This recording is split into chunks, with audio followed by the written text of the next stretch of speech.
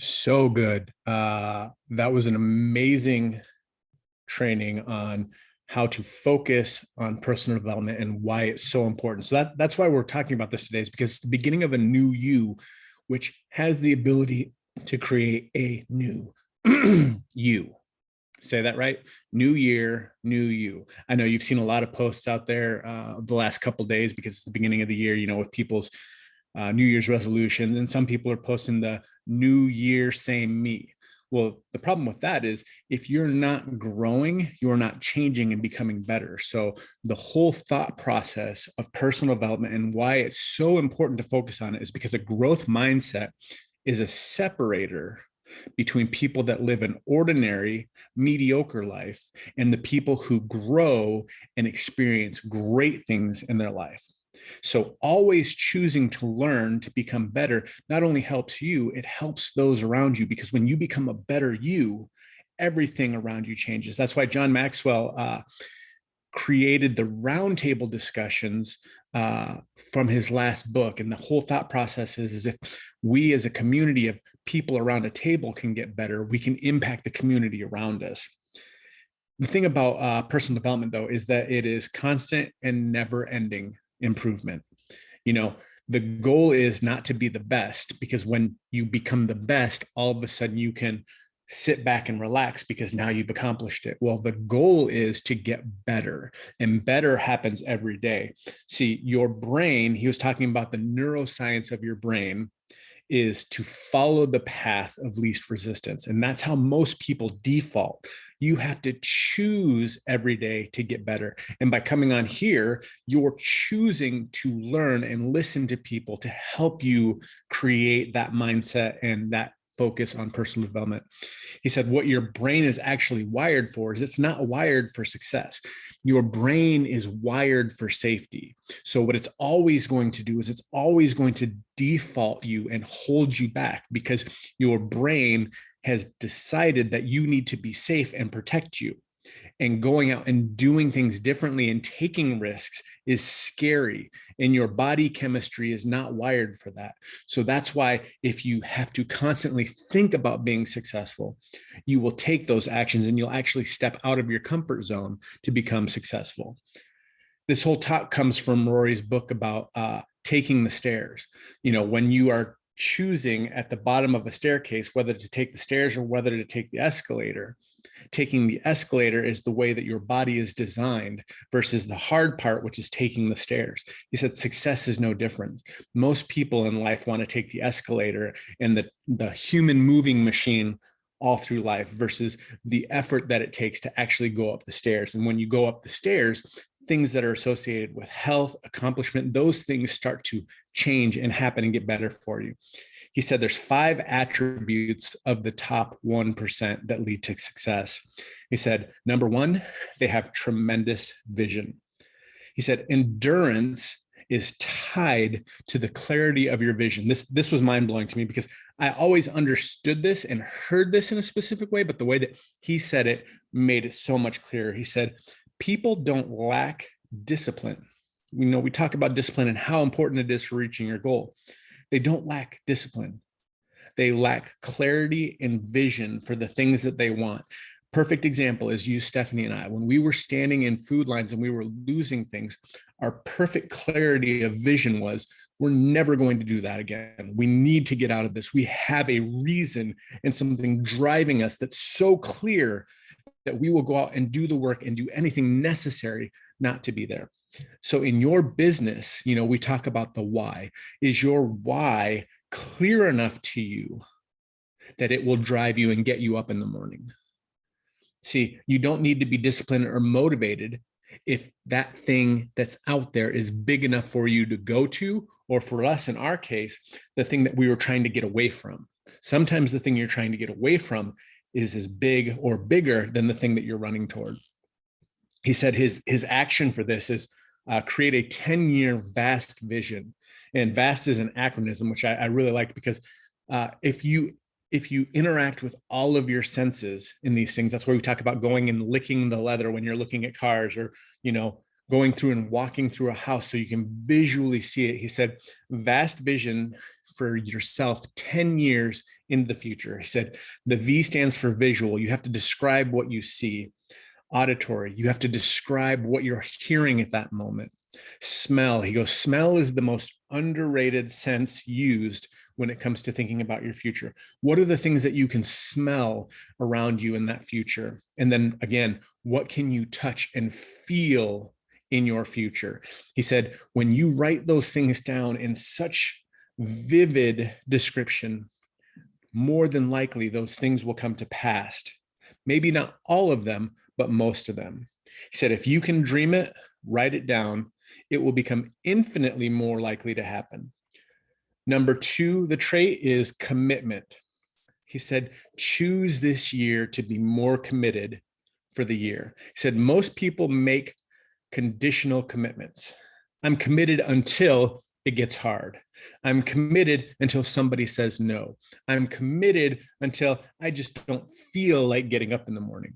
You have to deliberately ask yourself to go and do these things consistently. So when you commit to it, you stand by it. He said, what we do is we need to start asking ourselves how to do something, not should I do it? You know, when the question is this possible? Everything is impossible until somebody does it. And then when somebody does it, it becomes possible for everybody. So when you're thinking about the things that you're doing, ask yourself, how is it possible? He said, how is such an amazing word, because what it does is it unlocks your vision. It unlocks your mind to see things.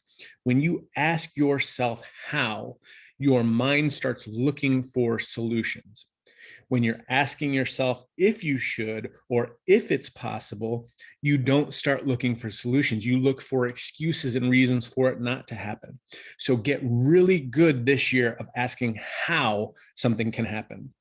Number 3, integrity. Guys, this is huge. He said, integrity is the foundation of a meaningful life. Because when you say you'll do something and you do it, not only does that build trust and a reputation with others, but it also builds trust and a reputation within yourself. If you constantly say at the beginning of the year, I'm going to lose 5 pounds, and you keep adding 5 pounds every year, you have broken that trust and that integrity with yourself. So make sure that what you think, speak, and act are in line. Because when you do that, he says, think, speak, act in accordance, and it will happen. You know, the thing about that is that's exactly how God created everything. First, he thought about it, then he spoke it, then the act happened, and everything came about. So when there's something done first in the Bible, normally it's God's precedence for how things will be. So if you think it, you speak it, and then you act on it, it is so much more likely to take place. He said, if you have integrity in the small things, the big things will happen. So you can do a bunch of small things, small steps. Let's go back to, since it's the beginning of the year, we'll use the weight loss with this idea of small things. So if your small thing is, I'm going to drink more water through the day, create that on your list. Let's just say it's 8 glasses. Make sure that you hit that 8 glasses every single day.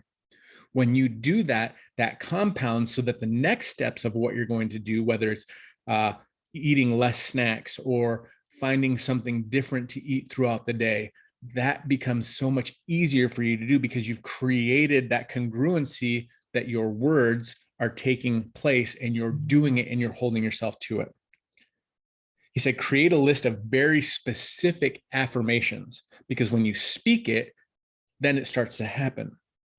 The specific affirmations have to counteract the things that you've been telling yourself or the things that people have been telling you for years.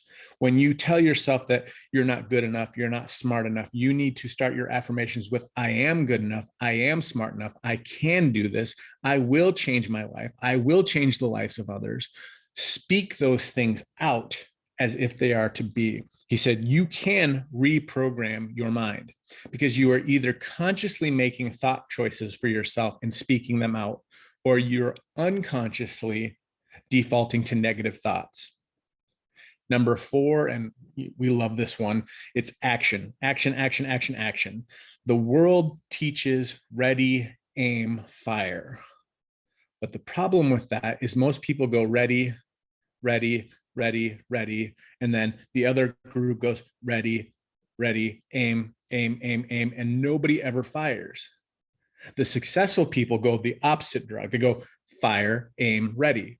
They do the action, they adjust accordingly, and then they do the process over again. So free yourself from the prison of perfection by taking action. Demand results of yourself, not just the work.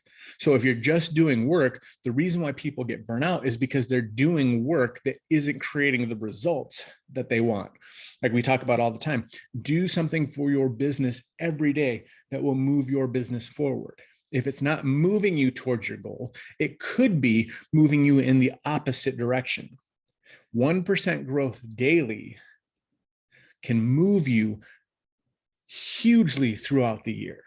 Just taking that one small step, not something huge, not something massive, but something that moves you towards your goal. And your growth in personal development will compound. And all of a sudden, by the end of the year, you'll look back and you're a completely different person than you were 12 months before. Number 5 is perseverance. He talks about the rent axiom, and we've all seen this quote before. It says, success is never owned, it's rented, and rent is due every day. Guys, when you win, it's for a moment in time. Then the next thing happens. It's time to start over again. You can celebrate, you can pat yourself on the back, but that next morning, it's time to get up and go to work again. You know, there's no finish line pretty much anywhere in life. This thought process of retirement has ruined the people around you because of the fact that they think that there's a time to get to the end and then things stop. And what you know is if you continue with a mindset of I will until and I will continue, you will achieve so much greater. And if you look at a perfect example, I love my great friend John Maxwell is in his mid 70s and he is still young and as vibrant as he was 20 years ago because he knows that there's no finish line. He knows that there's so much more work. He said, I'm in the best years of my life. Guys, there's no finish line. There's a journey and there are goal markers that you can hit and continue to go. So find a community that is doing what you're doing, supporting what you're doing, and cheering you on, because that will help you persevere. See, one of the problems with perseverance is you have this goal and you've committed to it and you start working, but then you surround yourself with people who aren't helping you to achieve that goal. So all of a sudden you are constantly coming into negativity versus surrounding yourself with a circle of like-minded people to push you towards your goal. Guys, I hope this helped. I know that it's something that you can go back through and listen to again and find more nuggets. So I absolutely ask that you go through, listen to it again, take more notes, and share this with somebody who you know it'll help change their life. Because when you are on a growth of personal development and going out to change your life, it's so much better with a friend, guys. Bring somebody back next time and we'll see you here again soon. Make it an awesome week.